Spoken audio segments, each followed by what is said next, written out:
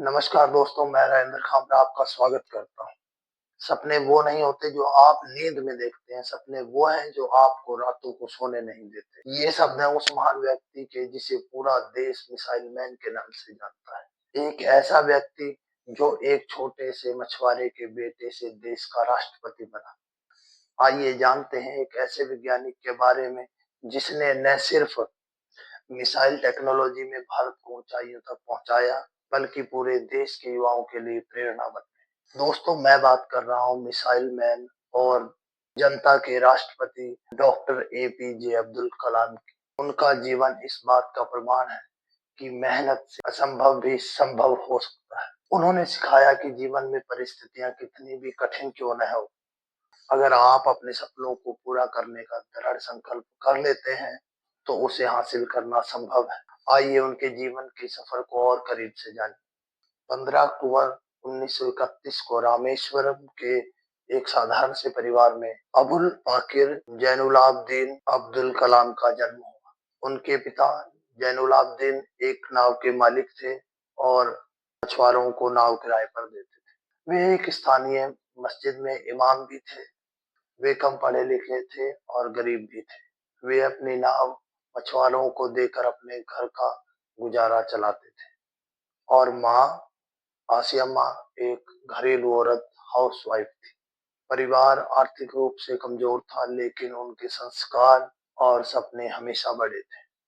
छोटे कलाम रोज सुबह उठकर अखबार बांटने जाते और शाम को अपने पिता के काम में हाथ बटाते ताकि परिवार का सहारा बन सके। गरीबी थी, लेकिन सपने बड़े थे। पढ़ाई के प्रति उनका जुनून कभी कम नहीं हुआ। वे घंटों किताबों में डूबे रहते। उनके टीचर्स उन्हें हमेशा कहा करते थे, कलाम तुम्हारे सपनों में उड़ान है। 5वीं कक्षा में अध्यापक जब वह छात्रों को पक्षियों के उड़ने के बारे में जानकारी दे रहे थे, तो कुछ छात्रों को समझ नहीं आया, तो अध्यापक उन्हें समुद्र के किनारे ले गए, जहां उड़ते हुए पक्षियों को दिखाकर अच्छे से समझाया। इन्हीं पक्षियों को देखकर उन्होंने सपने देखे कि एक दिन मैं भी उड़ूंगा। यही सपना उन्हें अंतरिक्ष और विज्ञान की ओर ले गया। कलाम ने मद्रास इंस्टीट्यूट ऑफ टेक्नोलॉजी से एरोस्पेस इंजीनियरिंग में दाखिला लिया, लेकिन यहाँ फीस भरने के लिए उनके परिवार को अपनी जमीन गिरवी रखनी पड़ी। ये एक ऐसा समय था जिसने उन्हें और ज्यादा मेहनती और संकल्पित बना दिया। इस सफर में असफलताएं भी आई। SLV-3 मिशन के दौरान रॉकेट लॉन्चिंग फेल हो गई, लेकिन कलाम ने हार नहीं मानी। उन्होंने कहा था, सफलता का मतलब है फर्स्ट अटेम्प्ट इन लर्निंग। 1980 में उन्होंने रोहिणी उपग्रह को पृथ्वी के निकट कक्षा में स्थापित किया था। इसके साथ भारत भी अंतरराष्ट्रीय अंतरिक्ष क्लब का मेंबर बन गया। इसरो लॉन्च व्हीकल प्रोग्राम का श्रेय भी नहीं जाता है। भारत ने पहला स्वदेशी उपग्रह SLV-3 लॉन्च कर इतिहास रच दिया और इसका श्रेय भी इन्हें और इनकी टीम को जाता है। डॉक्टर कलाम को मिसाइल मैन इसलिए कहा जाता है कि इन्होंने अग्नि, पृथ्वी और त्रिशूल जैसी मिसाइलों के निर्माण में अहम भूमिका निभाई। इनकी अगुवाई में भारत ने रक्षा क्षेत्र में आत्मनिर्भरता की ओर कदम बढ़ाए। 18 जुलाई 2002 को 90% बहुमत के साथ डॉक्टर एपीजे अब्दुल कलाम भारत के 11वें राष्ट्रपति बने और इन्हें 25 जुलाई 2002 को संसद भवन के अशोक कक्ष में राष्ट्रपति पद की शपथ दिलाई गई।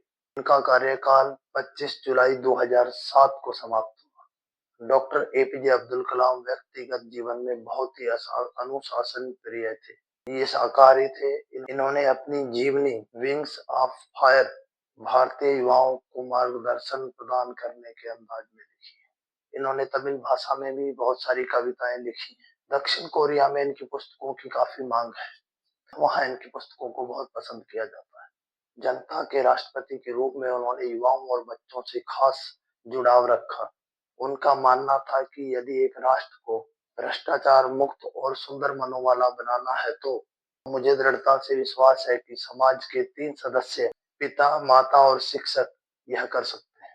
उन्होंने अपने जीवन में 40 से अधिक विश्वविद्यालयों से डॉक्टरेट की उपाधि प्राप्त की और इंडिया 2020 के विजन डॉक्यूमेंट जरिए भारत को एक विकसित देश बनने का सपना दिखाया।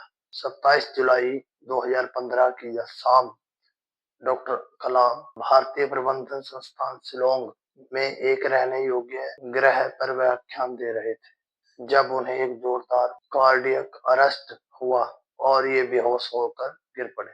लगभग 6:30 बजे इन्हें बेहोशी की हालत में बेथानी अस्पताल में आईसीयू में ले जाया गया और 2 घंटे बाद इनकी मृत्यु की पुष्टि कर दी गई। 27 जुलाई 2015 को अपने आखिरी भाषण के दौरान डॉक्टर कलाम ने इस दुनिया को अलविदा कहा, लेकिन उनकी बातें, उनके विचार और उनकी प्रेरणा हमारे दिलों में जिंदा रही। डॉक्टर कलाम ने सिखाया, सपने वो नहीं जो आप नींद में देखते, सपने वो हैं जो आपको रातों को सोने नहीं देते। दोस्तों, डॉक्टर कलाम का जीवन हमें ये सिखाता है कि आप अपने जीवन में अगर बड़े सपने देखते हैं और उनके लिए मेहनत करते हैं, तो आप कुछ भी हासिल कर सकते हैं।